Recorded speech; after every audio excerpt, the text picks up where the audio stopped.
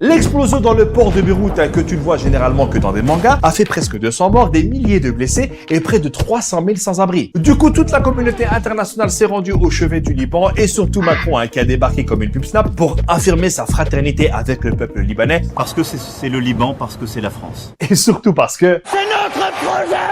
Du coup, je me suis posé plein de questions sur ce qui se passait là-bas et mon cerveau a bugué comme le Barça face au Bayern. Je suis désolé les gars, mais 8-2, c'est plus du foot, hein, c'est presque du tennis. Ce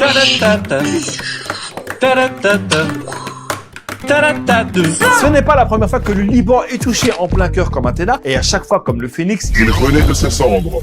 Par contre, le problème qui est là tous les jours, hein, ce sont toutes ces personnes qui regardent cette vidéo sans s'abonner. Alors abonne-toi. Et ces politiciens que les Libanais considèrent comme tous corrompus et responsables de l'explosion du port de Beyrouth qui risque de coûter des milliards de dollars à un pays déjà à genoux. C'est comme si tu joues au loup-garou et que tu te rends compte que tu es le seul villageois. Le village s'endort des yeux et les corrompus se réveillent. L'explosion est due à ce qu'il à 2750 tonnes de nitrate d'ammoniac.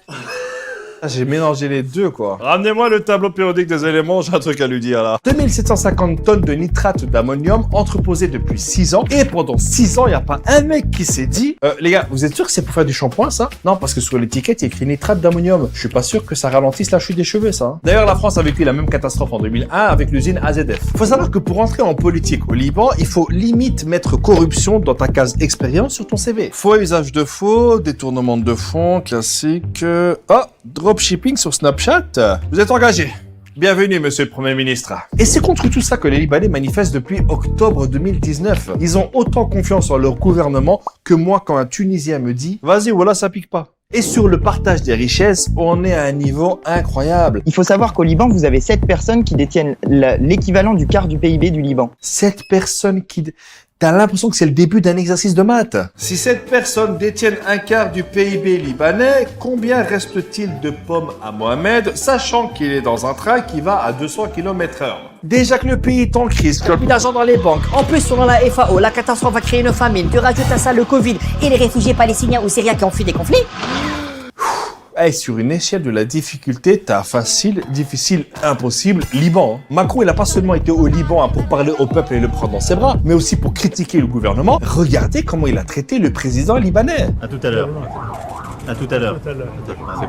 Allez, Papi, il faut dégager là, on n'a pas le temps là. En plus, il y a le coronavirus, tout ça. Allez. Macron, je suis sûr, c'est le genre de mec. Tu l'invites à ton mariage, il passe la soirée à critiquer le repas. T'imagines 2 secondes si pendant la crise des Gilets jaunes, Poutine était arrivé sur un rond-point en disant Macron est germain, hein, je suis désolé, déjà avec moi, il n'y aurait pas de Gilets jaunes. Et en plus, il n'y aurait pas tous ces fragiles en trottinette électrique. On aurait tous crié à l'ingérence, au colonialisme. C'est quoi la prochaine étape? Des munitions françaises utilisées contre les manifestants libanais?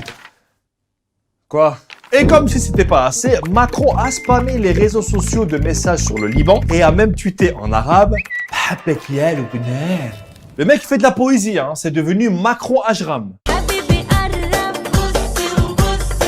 Il t'a fait une conférence Zoom où il a récolté des centaines de millions d'euros et en voyant tout ça, je me suis demandé mais comment ça se fait qu'il fait ça d'une manière limite naturelle? Eh bien, pour comprendre cette relation qu'il y a entre la France et le Liban, il faut remonter dans le temps.